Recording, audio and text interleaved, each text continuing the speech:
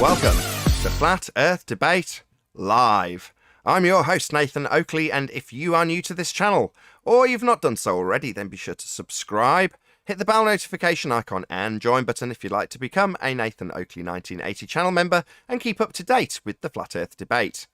If you would like to support the channel, there is a super chat that runs alongside each of these shows while they are live, and there's also a PayPal, Patreon and crypto link in the info box below the video. Also below this video you can get £50 for swapping your UK electricity supplier to Octopus Energy. Most importantly, if you'd like to join the discussion, simply mute the page you are currently watching, then click the link in the info box below this video to join the panel and express your views on the nature of Earth. If you do join, please don't swear. If you do, you'll be ejected, and if you are, please don't try to rejoin the stream using sock accounts. You'll be warmly welcome back on the next stream. Please also share the show on social media. Sharing the show obviously increases the live audience, but this in turn increases the chances of a more diverse panel, so please share the show on Facebook and Twitter. Now, we are joined by Neil, 10th man, father of a stolen child, Arwin joining in the middle of my introduction, the Adam Meakin, and a whole bunch of people in Discord. So welcome one and all. Good morning. Hey, good morning, everyone. Good afternoon. Good afternoon. A bit of housekeeping? Everyone keen? Yes. Everyone awake in Discord? Getting there. Sort of. Any evidence of physical geometric sphere-edge horizon, formerly known as Earth curve? Getting there, but no. Well, it's a physical obstruction, isn't it? It was back at the Isle of Man. They used to draw a tangent to it and claim it was getting in the way of things. Not anymore. Now we can't see it. No, it's been demoted to refraction only now. Yeah, just imagine things into the distance only disappear because they're going over the curve. Going over the refraction, as they now claim, invalidating their geometric assertion that requires a tangent. Yeah, they gave up something physical to something optical now. Yeah, and their maths doesn't have that in it. Go ahead. I was going to say, how do you measure that then? You don't. That's the end of the argument. If you're claiming physical geometry and you cannot measure said geometry, then you no longer have a claim.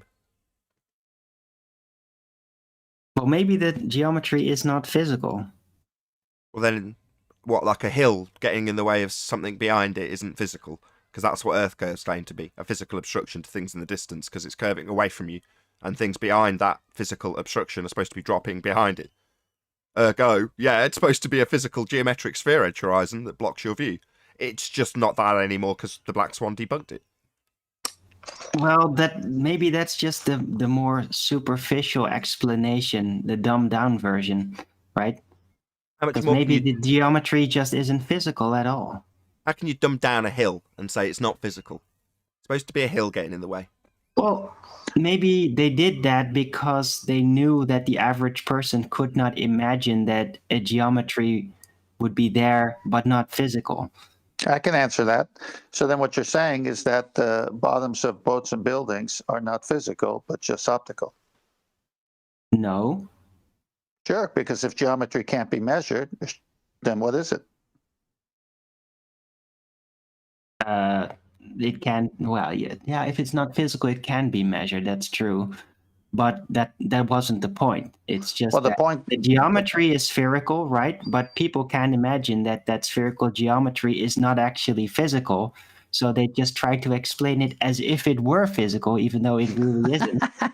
But that doesn't mean there isn't any spherical geometry going on. That's right? correct. That's the point. That's correct. Darwin's summary is absolutely correct. So what did Al-Biruni do? He didn't. That's the point. That's where the get are, and they can't do that anymore.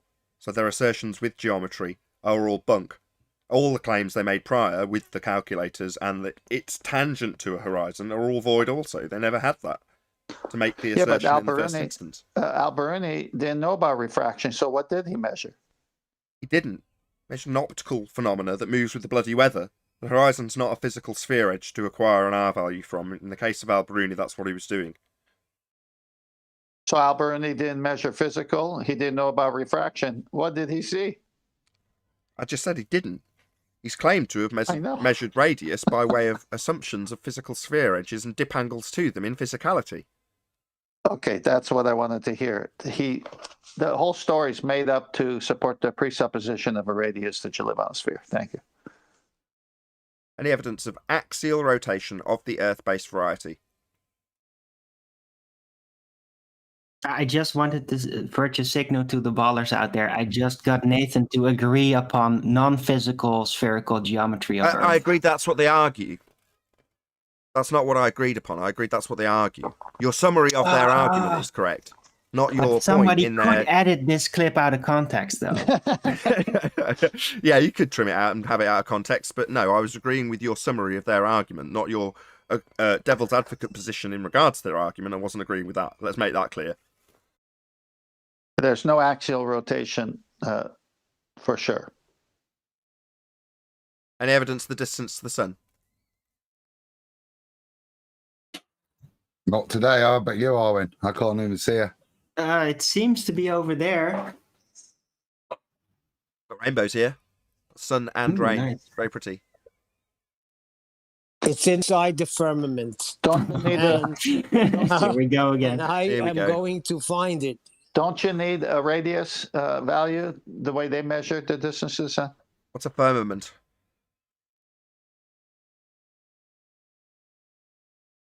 What's a firmament? The firmament is the covering God put over us. I thought it The was a sun and the badly moon are translated inside it. word from Old Hebrew. Yeah, that's what it is. It means rakia. Well, where's Rakia when you need them? Yeah, it was rakia. Rakia means roof. But that, what's that? Roof. Yeah. Okay, so solid roof. We're in a solid roof. It's called. How do you know it that? doesn't mean expanse. How do you know that? Because they changed the original Hebrew meaning of the word. In the pre-show we were discussing, the standard here is not historic. I go by the word of God. The word of God says it's a firmament, it's a covering, and inside the firmament you put the stars, the moon, and the sun to give its heat off for the day, and the lesser light, the moon, to give its light out at night.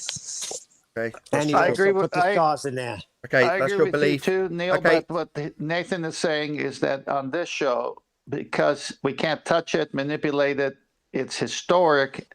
It's not the same standard we show for the show. Well, so well, you're right. No, I we could get to help the, out no, with this. no. Just before we got to the start of the live show, we got to the point where we said, well, no, when you get to a valid primary source, it doesn't mean that means everything that they say is legitimate just because you can validate that they existed, they documented what they claimed. That doesn't make their claims valid. You then assess them on their validity. So according to the claim so far, the word of God says there's a roof. Can't have gas pressure without a container. Can I address this? Hold on, Neil. That's a reasonable logical inference that dissuades the argument that we have a sky vacuum. But there's no roof in that claim. I can state that you can't have gas pressure without a container. That's a statement of fact. The way it's calculated, it requires a volume. So that's a statement of fact. And because of that statement of fact, it invalidates the claim that the sky is a vacuum. But it cannot, other than with logical inference, be used to claim what the sky is. Now, don't get me wrong, I accept and wouldn't challenge 10th Man on his assertion that he's made. Because by way of logical inference, that's the only conclusion you can draw, I might add. But I'm not going to make it, because then it leaves you, Neil, in this instance, open to be challenged about your roof. Hold on a second. Prove your roof. There is a little bit more detail. Hold on a in second. Job. Wait a second. You got a room, a 10 by 10 room, and we got gas pressure. There's no ceiling up there, Nathan. I just said... Yeah, no. I just said... Get I excited. wouldn't- Hold on. Just explained, based on 10th Man saying just precisely that only moments earlier, I would not disagree. The logical inference is the only one you can draw. However, that is just that, a logical inference based on the fact you can't have gas pressure without a container. It's a logical antecedent-consequent relationship that you can't get around or demonstrate otherwise. So I'm not going to disagree with it. But you don't need to make that logical inference, and you don't know. And your logical inference also acquires confirmation bias from the Bible. One more bit for you then, just to get it out. It's Job 37:18, and it's with him you have spread out the skies. And it's a comparison. It's not describing again, but it's a comparison as to how strong as a cast metal mirror. There's the description. So again, not what it is, but an understanding of how strong it must be. But that's again, not descriptive of the physicality. No offense, Adam. This isn't a historic standard, and a metaphor for how strong it is, without causing offence to Christians, is useless to us in this setting.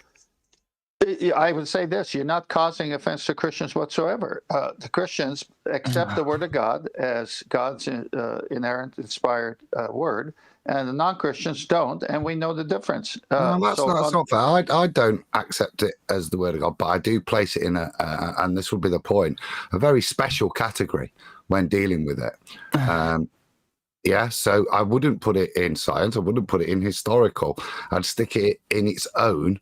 And ask people to judge it there where it I've never seen it wrong yet, in terms of we have misunderstandings and we grow, and you laughed at it when you was a kid about things, statements like that, firmament and all that, and then look at us now. So now there may be certain Christian apologetics where people will get attacked for, oh, there's this contradiction here and there. But I'm talking, when we look at this, talk about like primary evidence, primary sources. This is how I would view that. This is something of the time for me, that somebody knows something, has first-hand knowledge, and it's a statement that is historical and the best preserved historical document we've got, I think. All it gives you... Okay, let me just respond to that. All it offers you is the same logical inference you can draw yourself. It doesn't offer you any more than that. Now, if you hadn't already drawn the logical inference, that might be a useful guide. But that it doesn't offer me anything more. Unless you can point me right, what else is it giving us that we didn't have by way of logical inference that Neil had already drawn? Can we stop peer-reviewing, that's please? science, isn't it? That's science. That's not what I'm saying it's giving them. What I get from that is a profound understanding a very long time ago of the concepts of the and prepared to step out and make bolder statements than you, Nathan, and me with regards to the construct of things. But that understanding has been perverted over time. That understanding was a lot better than what we have now.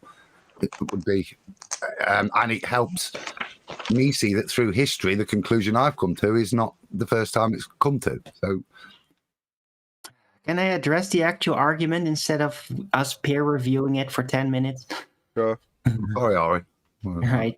Yeah. So when Neil says the sun is put underneath the firmament, right? That doesn't even necessarily have to imply that the sun is a physical object or has a literal location. That could simply imply that the site, which is what we have evidence, it's the only thing we have evidence of, the site of the sun, right, at the edge of view in a holographic fashion. Maybe it implies that when you get up to the firmament, at some point, you don't see it anymore. So the site may be placed underneath the firmament, emphasizing that if you get closer to it, wherever it is, however high up it is, the barrier, the containment, that you no longer see the site of the sun. And in that sense, it could be technically perfectly correct. It doesn't necessarily have to be you place the sun underneath like it's a physical object. That doesn't have to be what that means. I think they say it's in the firmament. Yes, you're right. The site of it. That could, the sun, as described, could simply be the site of the sun. This is where I'd agree with you, Nathan, on this topic, discussing it. When we're getting into schematics of it, no, the Bible, I wouldn't have any validity in terms of like I say, adding to the detail, just the knowledge is what I'm saying there. But I think I wouldn't disagree.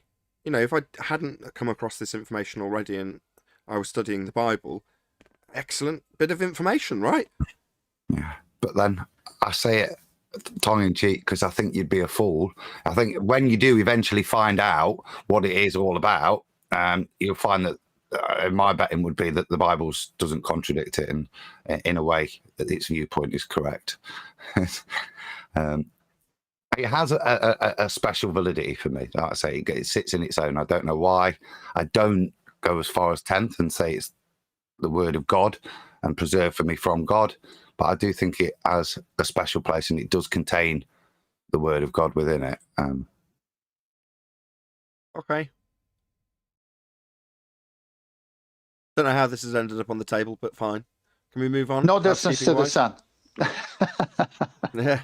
Well, Neil seems to have a whole load of things. That's why it came on this subject. Thank you. Well, we can't measure it. It's somewhere, but we don't know. It relates to what we were saying earlier, primary sources and what validates to me. I mean, there's quite an interesting thing of where you place that and how we were saying historical sources. And hold on. What I find interesting is everybody esteems everything else higher than the word of God when the word of God was seen first. That don't make no sense to me. Well, science says, well, the word of God was seen before all of that. That's not what I said. I said it doesn't offer us any more than we already have. But your logical inference and your assertion of what the luminaries are and where they are, it's, for me personally, a step too far. Now you're saying, well, it seems nuts to me that you wouldn't just take the word of God. I'm like, okay, well, at the stage that I already understand that we require containment to have gas pressure, then I'll accept it. Now, you may not like that, and you may say, well, I just blindly accept it because I understand that it's going to turn out to be true in the end. It's like, well, for me personally, I want to know that it is before saying it's also agreed upon by what the Bible stated in this particular piece of text, as opposed to the other way around. So, you know, I'm not decrying anything, Neil, and I'm not saying that it's wrong either. I'm just saying, go on. I can hear you itching. No, I'm itching. Christians who are good students of the Bible don't blindly accept anything. Does everybody just ignoring my statement now? I don't want to get into a debate. Okay, yes, test everything. Yes, okay, I get it. I get it. I'm not saying recant, take back, rescind, whatever the word is. No distance to the sun, Nathan. Thank you. What about you, Neil? Right, even though it's underneath the dome or the firmament, right? That could simply mean, like, what are the luminaries? It's something you see. It's only optical. So maybe the optical part, the seeing of it, only happens underneath the firmament. Maybe. Right? It's context. You have to be very precise. It's not contextualized that way. You're embellishing what it actually says. Am I? Yeah. Blatantly. Oh, really? So the luminary is placed underneath the firmament has to mean suddenly that it is a physical thing, or simply the site of it is placed underneath that firmament, whatever it is. Within the firmament. That's your inference. I thought the passage was within the firmament, and that could mean under. Inside the boundary, whatever it's made of. What I'm saying, though, is that could imply that only the sight of them is appearing to us within the firmament. And I'm saying, well, you're embellishing it. But we're not here to discuss what what are they then? We're not even through housekeeping. And we're discussing... You got to the good point there, Nathan, where exactly that, what you said at the beginning, and so it doesn't take you any further to allow. You've got to embellish to go any further from it. Yes, indeed. That doesn't mean I'm saying it's wrong. Far from it. Let's move on. Any scientific evidence? No distance to the sun. Yeah, we got that. I just want to emphasize that maybe the ones that originally had these master visions, these communications with God in order to describe this, simply themselves did not understand what they were seeing, so they just saw it as lights. And that's why they left it so blank, because they hadn't figured out what holographic nature even means. No, wrong. It's claimed to be the word of God. merely penned by Yeah, man. well, it's going to be received by people that are going to have to understand it and translate it into words somehow. No, that's not what Christians claim. Can we move on? Yes. All right. Any scientific evidence of gravity? What's that? Supposed to be a non-force force now? How can you find scientific evidence for a non-force force? Gravity, the phenomenon, or gravity, is it a phenomenon, or gravity, the presumed cause of this assumed phenomenon? What are we talking about? You want me to answer? The uneven distribution of mass causing the bending of a conceptual medium known as pseudo-Riemannian force space. The effect labelled gravity. Getting heckled from the chat. Guns of Navarone, RMP. Nathan, quit acting like a pagan. Metaphorically speaking, of course. Just kidding, of course. What? Flat Earth debate. Yeah, so gravity is like, Einstein's theory. I have objections here, like what Christians think. Oh, really? So what I said is not what Christians think, really. So what Christians We're just not going to get off the subject. Code. This is exactly how a Christian think. No, that would be like a cult. Right? What's Christian happening here? Is freedom of mind is figuring out the truth. The reality of what's going on here is called a power struggle. So occasionally Arwin will do this. Arwin's picked up on the vibe that I want to move on. Now Arwin is asserting his dominance by intentionally keeping this subject going. That's what he's doing. I've known him long enough. I've known him about 4 years. So, yeah, you want to continue with this then, Arwin? Okay, mic's all yours. Go ahead. All right. Well, it's just that if you're going to use a rebuttal that this is not what Christians think, that seems kind of like downplaying Christianity. Because there's a wide range of different interpretations by a lot of Christians, even gets politicized. So I wouldn't say this is what Christians think. Part of Christianity, of actually following the path of enlightenment through Christ, is to figure it out. So you can't even make that statement correctly. You've dilated your own point. Figuring it out is a continuing struggle. You dilated your own point. Your point was a translation from, quote, the word of God, by way of the translation via a human. No, that is not what that is not the case. It is the word of God as far as Christians are concerned. It doesn't matter that the pen is held by a man. That's just a fact. Now, by convoluting that into the interpretation that Christians take from the Bible, you've diluted down your own point that you were making. When I disagreed with you based on it being the word of God as far as Christians are concerned, you were wrong. I am right. Let's move on, please. No, I never said that the word of God, that I'm like reinterpreting it. No, it's the word of God is given, right, to a human, right? It's not just God, like in a loudspeaker without a human saying these things in a way. No, it's always given to a human being that's going to give out a translation through their insight and knowledge of word, the language that they use. That's right? your original point. So they use the word that were the best available to them. Does that mean that our interpretation based on our vantage point is the only way? I don't think so. And I just gave you an alternative interpretation. Why is everybody prompting me? You just superimposed your original point after diluting it into a different point and me debunking it twice on both sides of that dilution. You've now reinserted your original point, which is when I'm not even a Christian. Why am I having to fight this? When they pen those words, they are, matter of fact, the word of God. Now, you've reiterated your original point, which is by their, what's the word? The movement from God to the pen, they've interpreted it, and that's simply not the case as I understand it from Christians. Now, at this point, I say as I understand it so I can make myself seem like I don't know, to open the door to someone else to say, yeah, he's right, because I am. Yeah, Nathan, you're right. There's no distance to the sun. But whatever. It's still the word. I took it literal, as is given, and I gave you an alternative route to interpret it without actually changing anything about it. May I give an example here? I've had many conversations with Christians, and they would look at a passage, and I would look at a passage, and they come out with a complete different outcome than what I give. Then I'd say, well, let's go and see if other passages support your passage or my passage. And then we do a deep search in the Bible, because it is the word of God to a Christian. There's no contradictions, as Nathan is saying.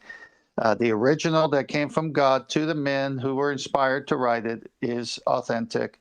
Copies have scribal errors on the side. That's the beauty of textual criticism. When we have 26,000 copies of the New Testament, you can just go back and back to the oldest ones and see that they're just all the same, except the scribe may have wrote a little note on the side, and then later on somebody thought that was also something God said and then put it in. And he said, no, see, we caught it because it wasn't in the earlier manuscripts. So this could go on and on. But basically, Nathan is right. Christians believe it is the word of God, inspired. I never contradicted any of that. I feel like I'm being heavily strawmanned here from both of you. No, like I'm the outsider, like I'm the one that's actually trying to break it or something. This is ridiculous. No. All right, I didn't say you did. You have a very good conceptual understanding of things, and you brought it from that point, and that's your strength. By the many arms of Ganesh. Can we move on? Any single viable hypothesis from any of the fields of astronomy, cosmology, or astrophysics? Ganesh, the thought. Nothing at all. Black holes bend light. Black hole bend light. Yeah. Spoken like a true baller. Yeah, you see What's a black something hole? out there, you can't explain why there's a dark spot in between a light, and then it's like, oh yeah, well, there can only be one interpretation of that. That's because there is a super heavy mass there with a giant amount of gravity that sucks everything into it, because that's the only way that it could be. If gravity was real, it has to be real, otherwise the ball makes no sense, right? And thus, well, could be that the gravity is so strong that it actually bends the light, and that's why you see a black spot. So the See a black spot? presupposition. What do you mean see a black spot? On the photograph they took. How can you see a black spot? Well, by the contrast of the light that surrounds it. We need that quote, Nathan, what a black hole is. Oh, you mean from Red Dwarf? The thing about space, your basic space colour, is that it's black. The thing about a black hole, your basic black hole colour, the colour of a black hole, is that it's black. Where are you supposed to see him?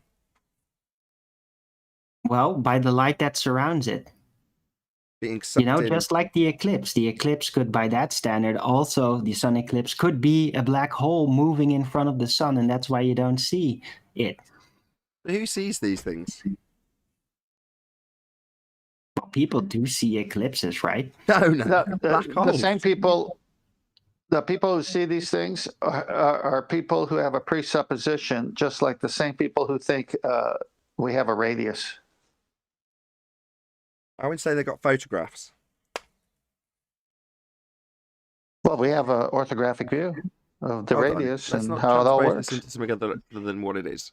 There's a claim. See, ballers, it's not that hard to actually bring arguments to the table sometimes. I've got everybody to talk about a supposed theory of astrophysics in some sort of way for like 5 minutes now. See, it's doable. Yeah, we haven't got to the... I can just cut you right off now if you want. What's the hypothesis? There isn't one. So it doesn't answer the question, any viable hypothesis. But I'm still fascinated, right? And I'm more than content to go through this. Because my understanding of what black holes are and a description of having them, a photograph of them to validate the idea that they had of black holes. I want to know more about this photograph. So who's taken it? Where was it taken?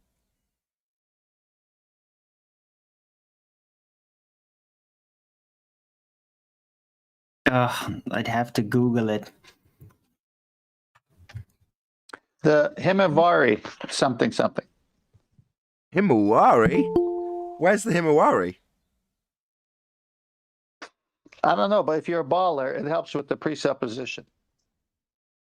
Come on, tell me where the Himawari satellite. I think it's the other side of the firmament.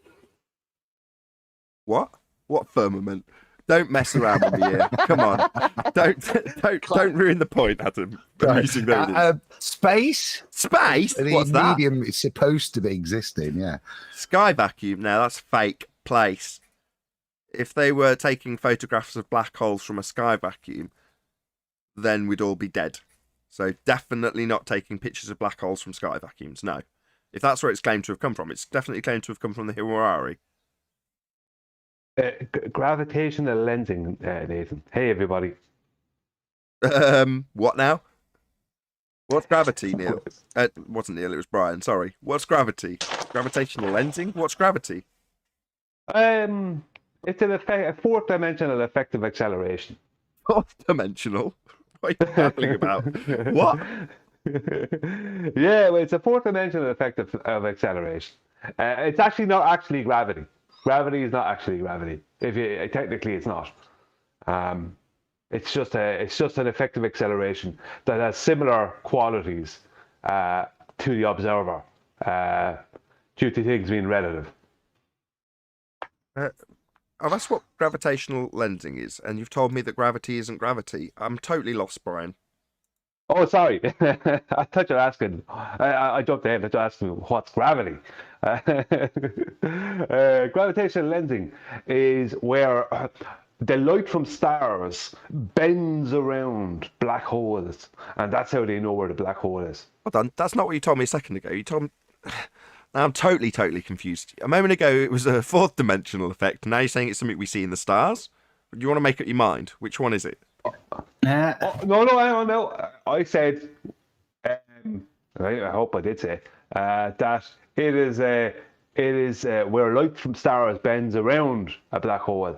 That's what we're told. No, we don't see any of this. What? We don't see you're it getting it all wrong. No, I don't know who sees it. I don't know who sees it. I have no idea who sees it. I've never seen anything even remotely like it. You're getting it all wrong.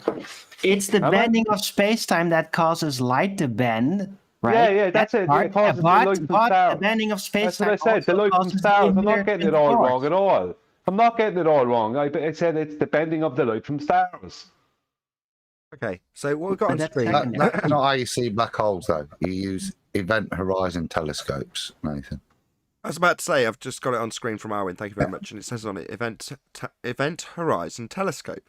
And it's just a picture of a light in a donut shape.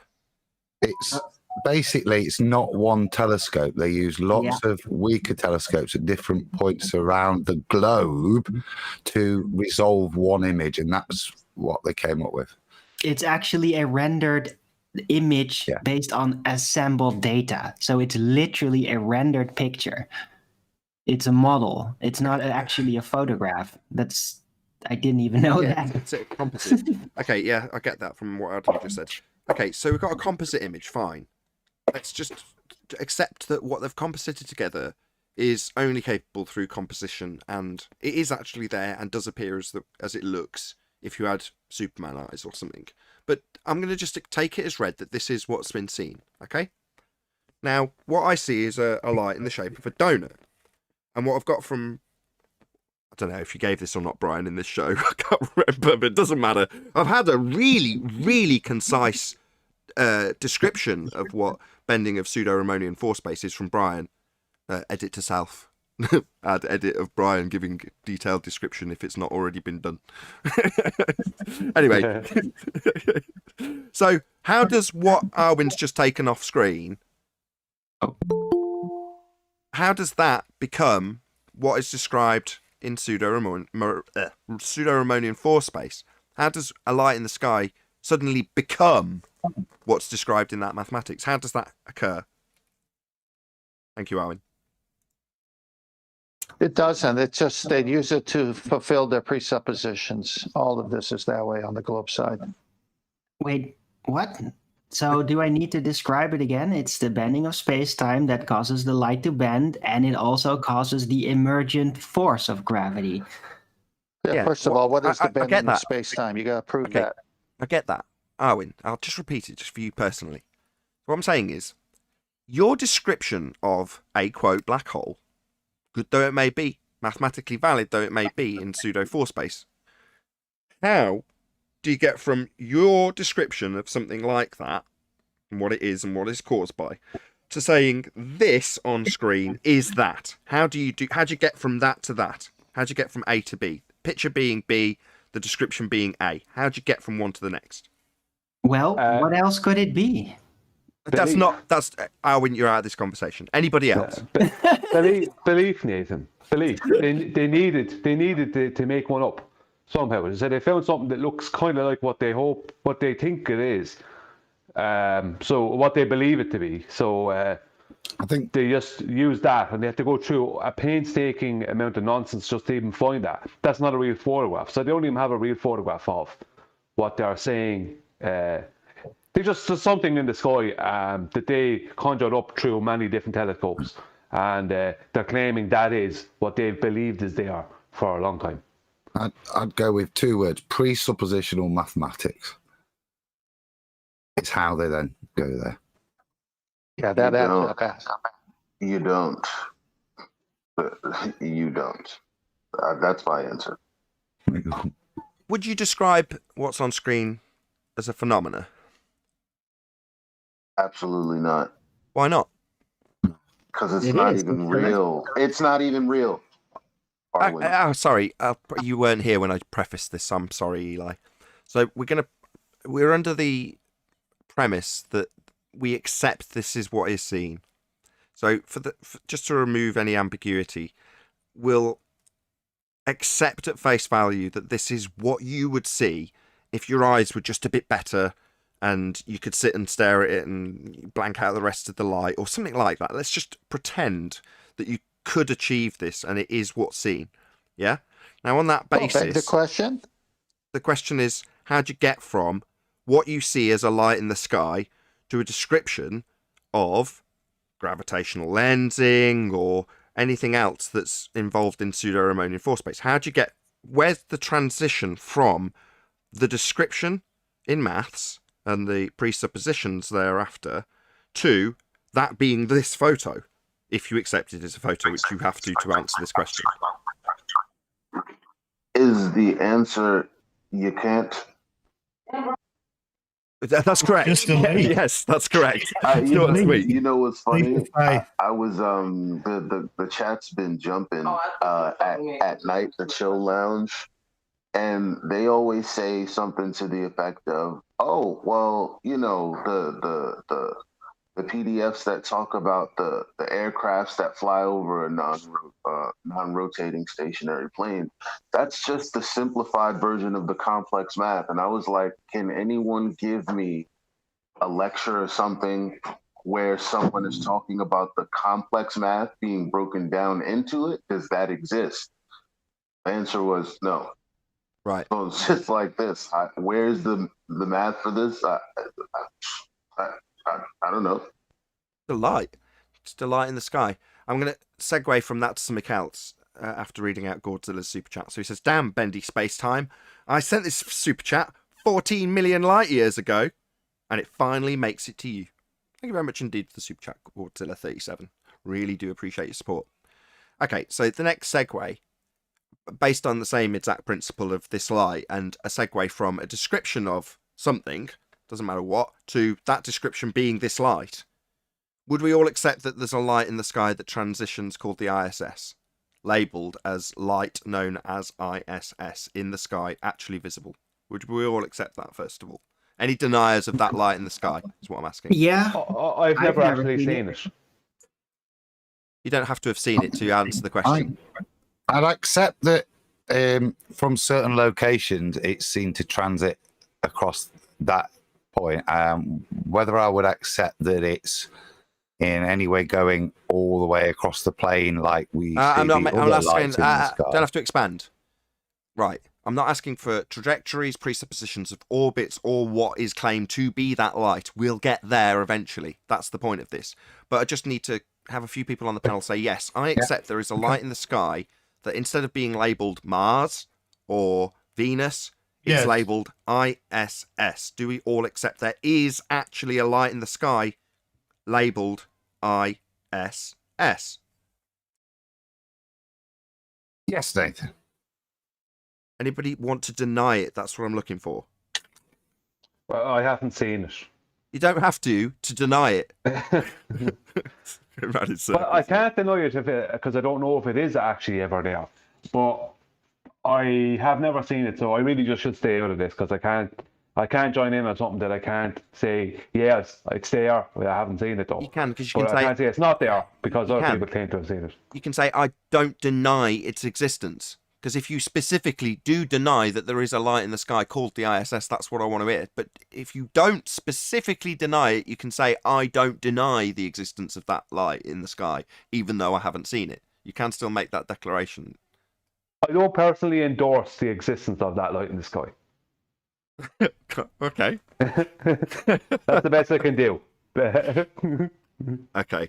Well, I'm going to have to make the same declaration, then makes it a bit more lengthy, but fine, Brian. That's good because it means that other people will have the same view, as Weasley as it was. So, okay. On the same basis that the light we see here, called a, quote, black hole, exists in the sky as a phenomena. Now, when you say, no, it's not a phenomena, well, it's not there all the time. It gets dark and it appears. That's a phenomena. Yeah? Something's occurring. Definitely a phenomena. And the same can be said for the ISS. It's a phenomena. There's a light in the sky, right? Now, how do you get, in the same way you can't get from a description in pseudo-4 space to this light in the sky, how do you get the same exact transition from men on high wire on an obvious set in a film studio to assert that that is that light in the sky? How do you draw the connection other than the name of the stage show being, coincidentally, ISS stage show by NASA versus light labelled ISS in sky? And the point is, you can't, in the same way as you can't get from a just so story in pseudo-4 space to be this light in the sky. I've got a description of a black hole. This looks like a hole shape, therefore my description of a black hole is this light in the sky. Likewise, their stage show with men on high wire has no bearing whatsoever on the light you see in the sky. They connect them. That doesn't mean they are connected.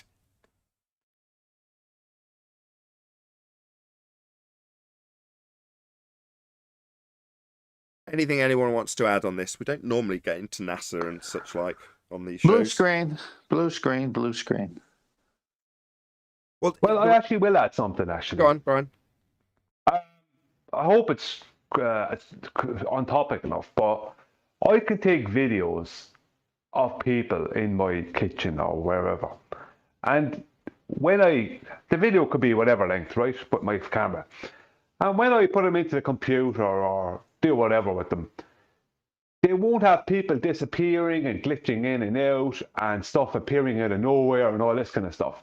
So when people state that there's just some rendering issues and stuff with the video in the ISS or whatever, to, you know, with people like your man Stingray and all this kind of nonsense that hangs over on hoses, like who's a kind of like works or did work in that kind of area or field.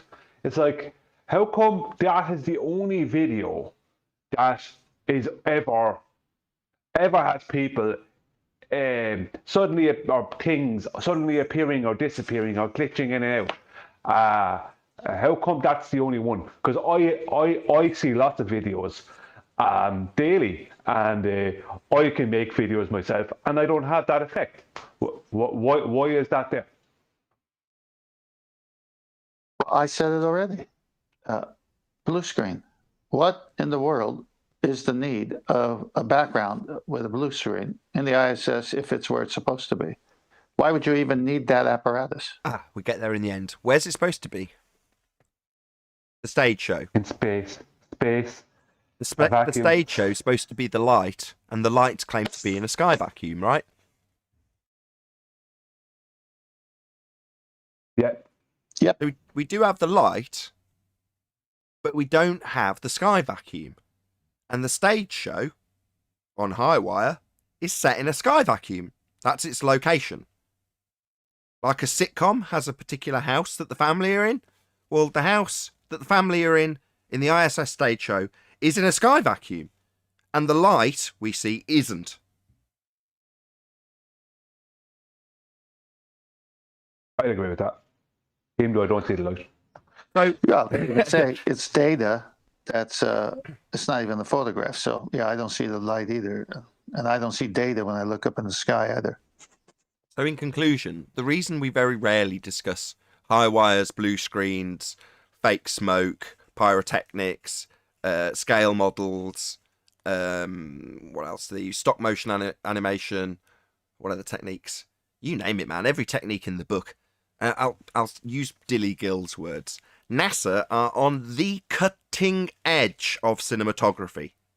Now, when people highlight the flaws and things, well, they often will play their cards relatively close to their chest, but it doesn't mean that they're not on the edge of cinematography, the cutting edge of cinematography, I should say. They are. They've always been ahead of the curve in that regard and employing the best cinematographers and have access to the best quality equipment. You know, they are spending the money on something, and it's the equipment to fake and dupe a place that isn't real, and that place stands in violation of the second law of thermodynamics. This is the point. So when you look up at a light in the sky and they say, well, we've got men on that, well, the men that are on the set of the ISS are claimed to be, in their little sitcom, because that's what it is to me now, just a comedy, they're claimed to be in a vacuum. Now, why the comedy of errors has persisted, you know, they used to, or I don't know if there was a transition period, but to take it seriously. Now they don't seem to take it seriously. Now it seems to be a comedy of errors. You know, it's almost like they're trying to get people to notice. That's how bad it seems to be. Maybe it's because I'm mostly exposed to the errors only, and I'm not watching thousands of hours of boring NASA footage. Instead, it's the people who are keen-eyed and out there and looking and going. For most recent example, Scott Moreau shared a link with me where a couple of flat Earth YouTubers are highlighting the fact that in a recent, apparently live, televised broadcast, one of them's holding a globe that's blown up and he drops it. And then they all go to try and pick it up, but because they're all attached to a bloody trapeze, none of them can get far enough to pick the damn thing up. You know, it's just laughable now.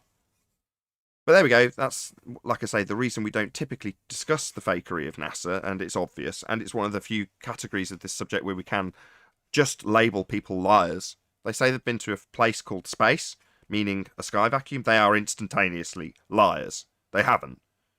They haven't been to a place that violates natural law. They haven't been to heaven.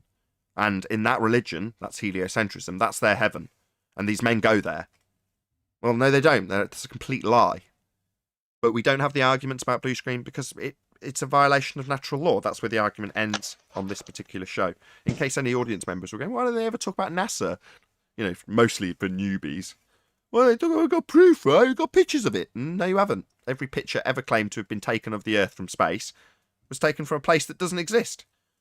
We'd all be dead. The gas we breathe would fill that area in line with natural law. Nathan, it has to be this way, like a sitcom, or the ratings would go down.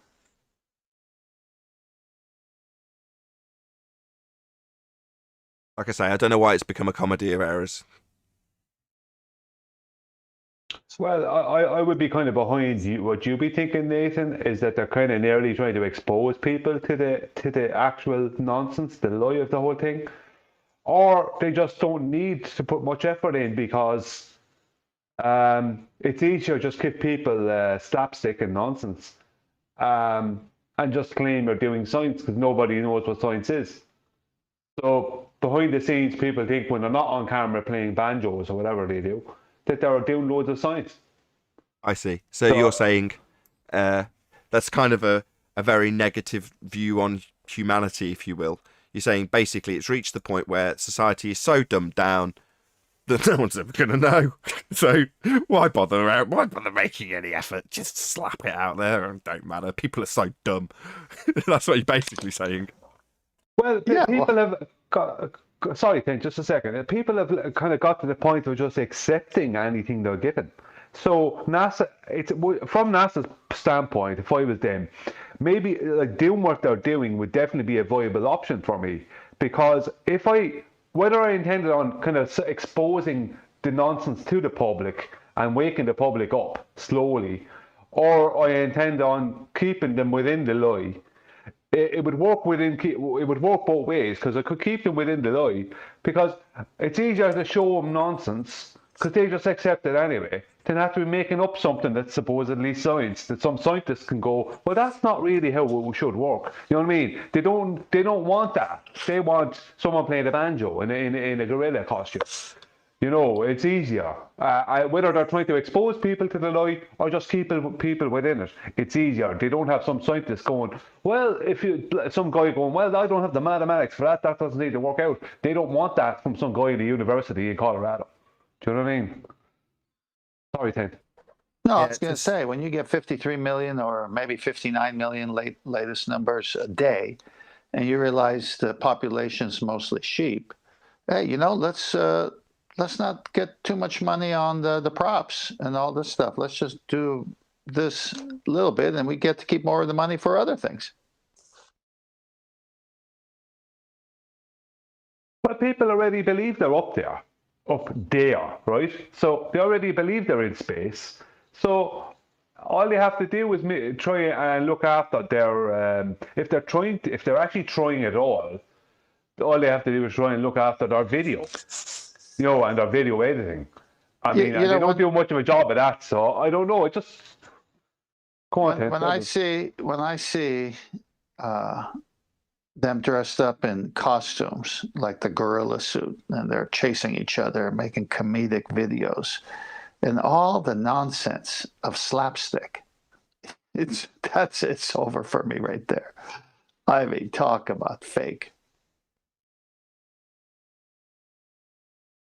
When you know it's in a fake place, it becomes a pantomime. It becomes a complete joke. Well, it could be in a simulation. They have the live, quote unquote, broadcast with school children, and I mean, it is so obvious what they're doing. Lying. That's what they're doing, lying. Well, Neil's just made an apology. That's the audience, isn't it? Children. Yes. Predominantly, adults just don't get exposed to it. You'll get the headlines with a reporter telling you, and then a very short clip of mainstream news. But predominantly, the hours and hours of footage go out to children. That's great. Why would they lie? So, I mean, one of the absurdities that I can't get out of my mind is they said, you can still Google this, that comet Neowise was 63 million miles away, but 3 miles in diameter. I was like, what? They didn't say that. They don't, because at that point, how could you not think that they want people to know that they're BSing them? So comet Neowise was viewable with the naked eye at a certain time every day. And it's supposed to be 63 million miles away and 3 miles wide. Makes no sense. The religion. Well, if you had a telescope, you could see far enough. You'd see your rear end, according to them. Same people. Telling people what the sky is the basis for a lot of different religions. You know, it doesn't matter if it's Rakia or Simba having an explanation that the stars are actually lions. They're gods, right? They're lions that have passed away. Well, no, they're giant balls of rock and gas. Or they're angels.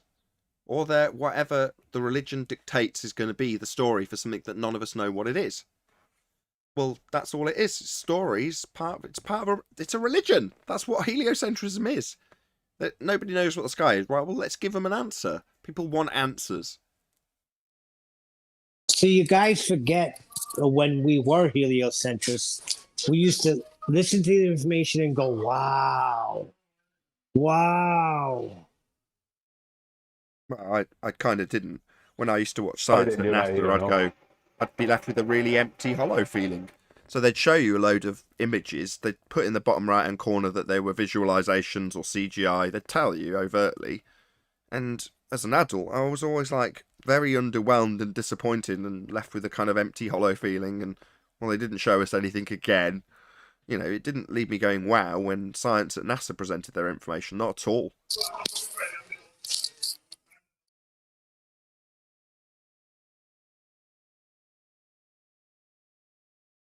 Well, I thought it was science. I lost all interest in him a long time ago, before 2015, when it became flat earther. I lost interest in him years before that, because they were obviously hiding something.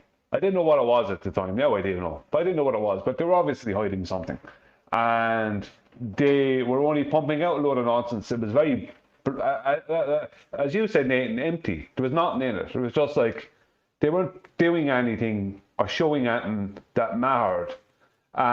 They just claimed to be doing science, and that was it. There was no detail to anything, and they were. I remember when the iPhone 5 came out, that they still had black and white video, grainy black and white video, even though there was an iPhone 5 out that could take video totally fine, and they still had a grainy black and white video. So, you know, it was like they didn't change to having color video. I don't remember them having color video way back, kind of prior to 2012. You know, so. But with that, I'm going to say, if you are watching this on either Nathan Oakley 1980 or Nathan Oakley Premiering streams, then stay tuned, as there will be an after show to follow. Unfortunately, though, if you are watching this live, this is where we bid you farewell. So a huge, massive, enormous thank you to all of you who smashed the super chat, liked, commented, shared, subscribed, and all that good stuff. Once again, stay tuned if you're watching on a Premiering stream. I've been Nathan Oakley, and I'll see you all in the next video.